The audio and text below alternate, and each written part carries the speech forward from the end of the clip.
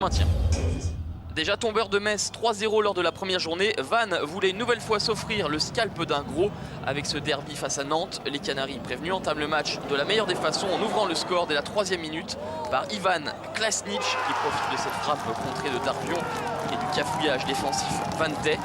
Déjà buteur face à Clermont cette semaine, Klasnic inscrit ici son 2e but de la saison. 10 minutes plus tard, fait de jeu important puisque Rémi Maréval est averti pour la seconde fois en stoppant illicitement Rezette qui filait au but. Carton rouge. Les Canaries évolueront à 10 pendant près de 80 minutes. Automatiquement, les espaces se créent pour les Vannetais et Samaritano fait trembler la barre de Kamenar. 1-0 à la mi-temps grâce à Ivan Klasnic. La rédemption avec ses supporters est proche. Proche également l'égalisation de Vannes avec l'ex-nantais Loïc Guillon, mais le gardien slovaque veille. La défense nantaise plie et finit par rompre à 3 minutes de la fin. Gimbert croise sa frappe, trompe Kamenar et égalise logiquement pour Vannes. 1-1, score final. Un résultat inespéré interprété comme une victoire par Stéphane Lemillan. Côté Nantes, on imagine que pour Guerre-Notre-Or, le scénario ne sera pas interprété de la même manière.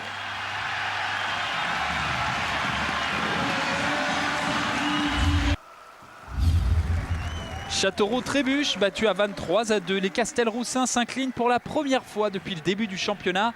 Les Vannetais marquent en premier sur leur seule occasion franche de la première période. 31e minute, Gimbert réalise un superbe ciseau sur une passe de Samaritano. L'attaquant breton place le ballon sous la barre de Fernandez et marque son 5e but en Ligue 2 cette saison. Châteauroux ne panique pas, égalise juste avant la pause. Sur un corner, Babi décale Koné, libre de tout marquage dans la surface. Le défenseur trompe Bienvenu. 1-1, c'est donc le score à la pause sous les yeux de Paul Le Guen, le sélectionneur du Cameroun, venu observer le Castelroussin Bédimo et le Vannetais Mézag. La seconde période redémarre tambour battant. Babi bouscule Rizet dans la surface et Vannes obtient un pénalty à la 57e minute.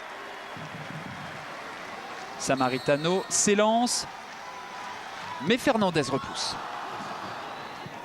10 minutes plus tard, c'est Châteauroux qui bénéficie cette fois-ci d'un pénalty après une faute d'Hervé sur Baldé. Constant, lui, ne tremble pas et donne l'avantage à son équipe 2-1.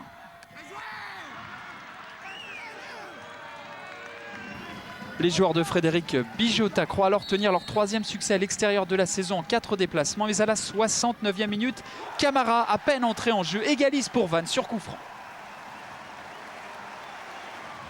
Le joueur prêté par le Stade Rennais se montre à nouveau décisif à la 85e minute. C'est lui qui décale Samaritano. Le maître à jouer du VOC fait le reste et donne la victoire aux siens.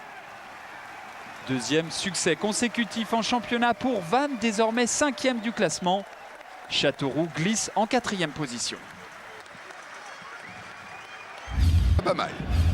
Strasbourg respire. Opposé à Vannes à la Méno, le Racing s'impose à 1-0 et signe sa première victoire de la saison.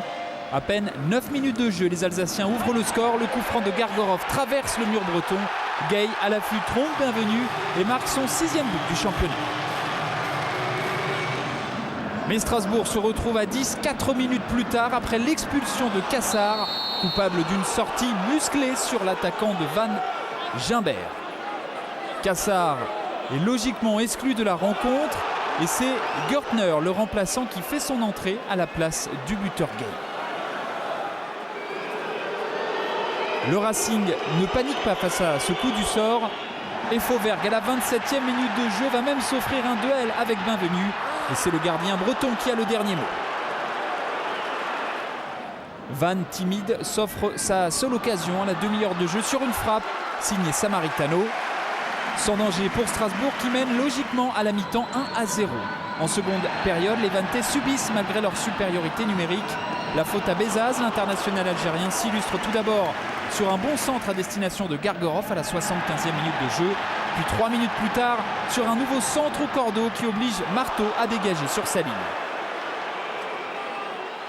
Strasbourg l'emporte 1-0 et abandonne sa dernière place au classement à Bastia. 3e match sans victoire en championnat pour Vannes, désormais 10e. Bonjour et bienvenue dans le résumé des matchs de la 12e journée du championnat de France de Ligue 2. On débute par le leader, le Stade Malherbe de Caen, qui accueille l'équipe de Vannes, Caen favori, qui a gagné ses 6 premiers matchs à domicile. Ça débute bien avec ce corner de Steven Langille et déjà la pression cannaise sur les buts vantais gardés par Benoît Benvenu. Et pourtant, les Bretons organisent cette contre-attaque dans les premières minutes du match et ouvrent le score, c'est la surprise. Premier but marqué par Camara sur cette passe de Samaritano. Vannes mène 1-0 après seulement 4 minutes de jeu. La réaction normande est attendue, mais il se passe de longues minutes sans occasion avant que Steven Langille ne réussisse à égaliser avec beaucoup de réussite. Le ballon contré par Avezac termine dans le petit filet, égalisation à 1 but partout. Toujours 1 but partout à la pause. En seconde période, Vannes ne s'en laisse pas compter et va réussir à marquer le deuxième but, 51e minute. Valérie Mézag se jette et parvient à redonner l'avantage à son équipe. On se dirige peut-être vers une grosse surprise. La première défaite à domicile du leader canet. Caen qui a du mal. Il ne reste qu'un quart d'heure à jouer dans le match. Ballon pour Nivet. L'ouverture de Nicolas Seub. Julien Toudic qui va réussir à frapper, à croiser sa frappe et à marquer l'égalisation à la 75e minute sur cette passe de Seub. Toudic qui s'engage sur la droite et qui réussit à battre Benvenu qui était un peu avancé. 2 buts partout. Et c'est l'Ouragan Canet qui va ensuite s'abattre sur Vannes. Nouvelle ouverture magnifique de Nivet pour Yatabaré. Et le troisième but. 3 minutes seulement après l'égalisation, Caen prend enfin l'avantage. 3-2 pour la première fois du match. Caen est devant au tableau d'affichage. Sambou Yatabaré permet à Caen de mener 3-2. Vannes essaye d'égaliser en ayant marqué 2 buts à l'extérieur. Les Bretons y croient, mais ils sont pressés. Et l'enthousiasme normand va faire la différence avec cette nouvelle attaque. Toudic côté droit qui prend Guillon de vitesse, qui va pouvoir centrer. Et le but signé El Arabi. 4-2 pour Caen. Superbe victoire pour les Canets. 7 matchs à domicile, 7 victoires. Et désormais 10 points d'avance sur le 4e. Les Canets se sont fait peur, mais ont encore une fois réussi à s'imposer.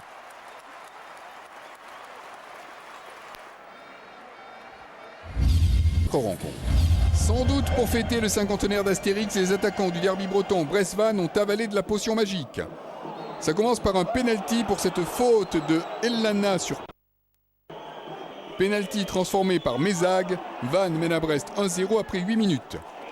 Brest égalise sur ce long ballon dévié par Brouapanga, raté par Nolan Roux mais qui revient sur le Zouamier. 1-1 après un quart d'heure. Vannes assure crânement le jeu et est récompensé peu avant la mi-temps. La défense brestoise rate son dégagement. Camisoko, lui, ne rate pas sa frappe des 25 mètres. 2-1 pour Vannes.